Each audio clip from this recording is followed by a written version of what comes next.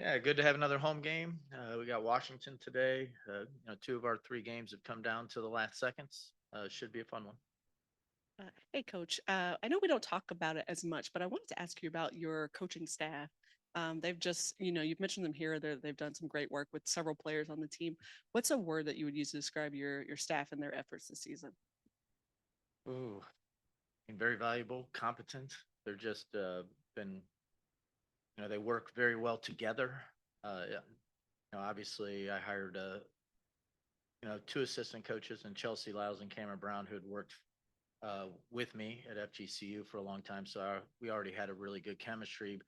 But we needed some WNBA experience, and that's where Toya and Brandy, they've been so valuable all year. Just not only their just knowledge of basketball, but their knowledge of the WNBA and the schedule and how to handle things and how things are typically handled. Uh, we just think we've been really good as a group working together, and I think that will only get better over time. Hey, Coach. The Mystics have some very dominant bigs. What are you looking for from your bigs tonight, especially with BG out? Yeah, uh, Washington has a lot of talent. I mean, they had three All Stars, and that didn't even include Shakira, who she was injured at the start. If she'd have been healthy at the beginning, she's probably an All Star. So they have a lot of young talent on that team. They're a very exciting team. As for their bigs, you just got to make it as tough as you can. Hopefully, they don't get a lot of really deep catches. Don't let them get any second shot opportunities. Sometimes you got to make them make tough shots. Sometimes they're good enough to do it, but you got to hopefully play the percentages. And if you can make, you know, it a little more difficult or a little further out on some of these shots rather than right at the rim, you hope that that works out to your advantage. Coach, it's been a year full of firsts for you, your first year here. Now it's going to be your first trade deadline. We saw New York bring in Emma, not exactly a trade, but then we saw this morning Minnesota bring in Dejanay Carrington. How close of attention do you kind of pay to what those other teams are doing around here? And are you looking forward to the deadline? Yeah, I mean, I've seen it. People let you know about it when it happens. That's for sure. I think all teams that are in a position for the playoffs and want to make a run at the championship are at least seeing what options are out there. Obviously, in the W, it's not easy to make a lot of things work just because the salary caps. I mean, it has to match and it has to work under the salary cap rules. But uh, I think it's an interesting part of it for sure. I think it adds some excitement. I think it's another thing for fans to look to and get excited about who could be joining a team. How does that change their playoff prospects? How does that change their future? So I like it. I like the movement. I'd like to see more of it. Coach, the Mystics draw fouls at a very high clip just for you guys with the depleted roster. Not really depleted, but just without bodies. How do you kind of go around the foul trouble or staying out of it? Well, you have to be smart. They're great at drawing fouls, and they attack the rim hard, and sometimes they attack the rim with the intent of drawing fouls. So you got to make sure that you have good position, and then it's all about verticality and uh, making sure that you're not slapping down, not giving them an easy one. I do think when you play Washington, your discipline defensively is crucial. Like a big part of their game is getting to that free throw line, and you don't want to give up any uncontested layups, but you don't want to make a tough layup into free throws either. Hey, Coach. I saw a post that I couldn't agree with more. Alicia Gray is not in enough MVP talks. For you, where do you think more people should consider when talking about Alicia Gray in MVP conversations? Well, she has been fantastic all season. I mean, on both ends of the floor.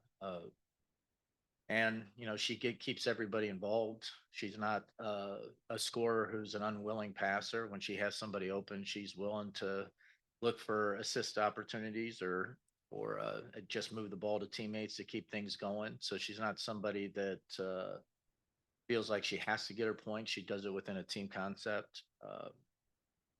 But I mean, she's been fantastic. She's been one of the best 4 or 5 players in the league, and uh, I think if you're in the top 4 or 5, you should at least be in the conversation for MVP. Coach, when you look at this Washington team, what would you say you would have to do the most in terms of containing Brittany Sykes and Sonia Citron today? Ooh, well, Citron is such a smart player to come in this league and have her IQ of when to cut, uh, how hard she plays. I mean, uh, for her, she has a skill set, but she also is just really smart at reading defense. I think you got to make it so that she can't score on cuts. You got to be paying attention to her. As soon as you lose vision of her, she's gone. And then with Sykes, I mean, if you give her just a little bit of a seam and a little bit of room, she is through it. So, like, you have to be able to control those gaps and make it so that she sees people instead of space. Because when she sees space, it's just hard to keep her out of it. She's that explosive. And one quick follow up, you kind of touched on this, the Mystics bigs, but specifically with Kiki, what did you make of her efforts on the boards of this season so far? Oh, they're outstanding. I mean, she's relentless on the boards. I think with Sonia and Kiki, like they were highly regarded for a reason coming out in the draft. So there was high expectations for how good they would be, and I think they've surpassed whatever those expectations were by a large margin. Just to come in as a rookie and be as productive as those two have been has just been really, really impressive. And they deserve a lot of credit for that. The coaches deserve a lot of credit for utilizing them in a way to be productive. So, we got our hands full today. We know we're playing a really good team with a lot of talent. We're going to have to play really well. Coach, I'm not sure if you know this, but you are one of 4 coaches this season that hasn't received a tech. Are are you looking That was to a. are you looking to Let's keep see. that?